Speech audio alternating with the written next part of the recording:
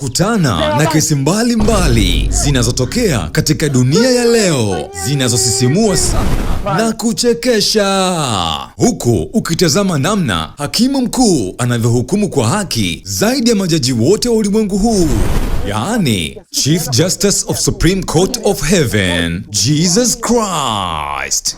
Humu ndani utakutana na usaliti. Daudi, kwa nini umeamua kwenda kwa yule mwanamke Bathsheba? Au kwa sababu sina shepu? No, nani amekwambia? Fosi mapenzi na visasi. Kwenda huko sugar mami wewe.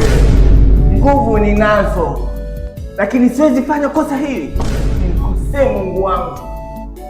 I'm the son of Jacob. What? Tamaa. Kuna haja ya kulipa fungu la 10 hapa. Hii ardhi ni ya urithi. Udanganyifu. Unanipaje hea wakati mimi nimepanya miaka 7 kwa ajili ya Raheli?